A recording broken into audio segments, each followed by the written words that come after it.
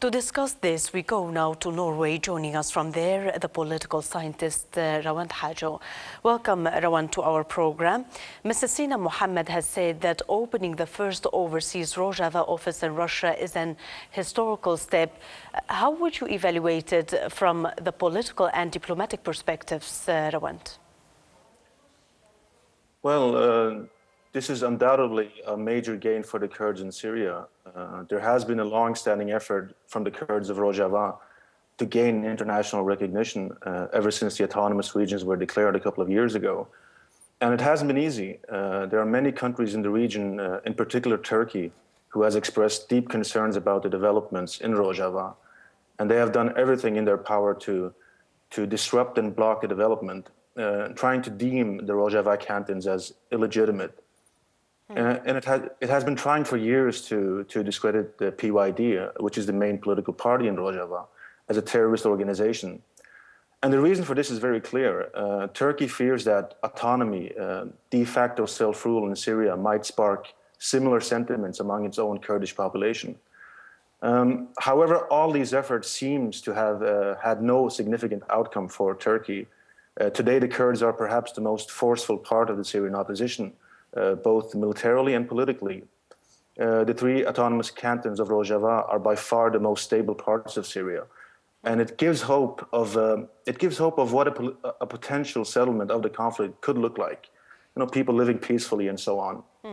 The Rojava's administrations are due to open other offices in Germany, France, and other countries.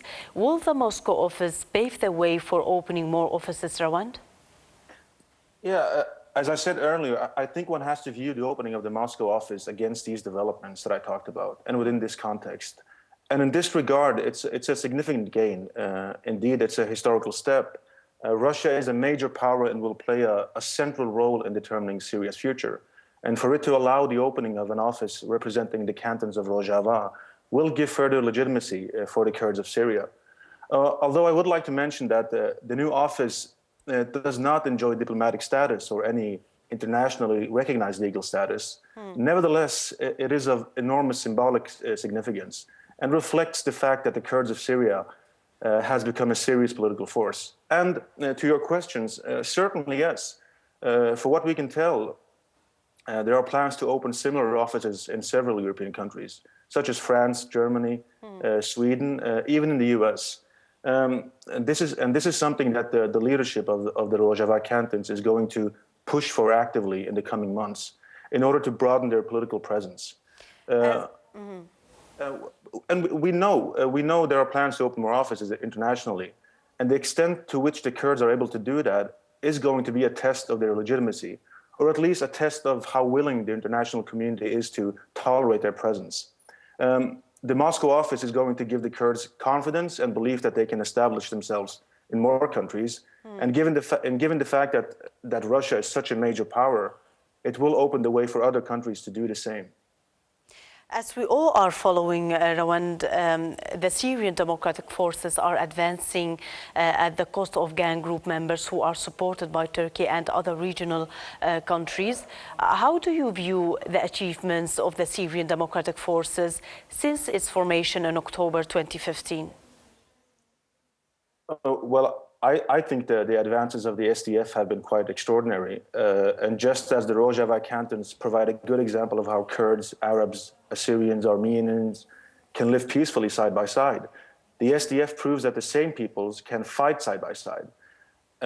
Since its formation, the SDF, with the help of US air support, have expelled Daesh from several important areas, both in the Jizir canton and in the Raqqa province. And the current fighting that is taking place north of Aleppo has been long in the making. We know for a fact that the Syrian-Turkish border north of Aleppo has been the major supply line for jihadi fighters to enter Syria. And closing it and sealing Daesh off would be a major blow to its capacity to recruit fighters outside Syria. We also know that the Turkish government, knowing fully well about the movement of jihadi fighters across its borders, has been unwilling to do anything about it. In fact, Turkey has on several occasions said that they will not permit advancement of the SDF north of Aleppo. But I think it is safe to say that the SDF will advance further and cross the so-called red line. Despite all the efforts of Turkey, it seems inevitable. There are too many powers whose interests on this specific issue converge.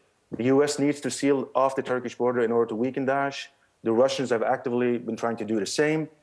And finally, the Kurds, which is perhaps the largest group in the SDF, will be looking to break the isolation of Afrin and unify all its cantons geographically. And most analysts agree that it is a matter of time before the SDF advances on Jarablus. And we have already seen some activities that suggest just that.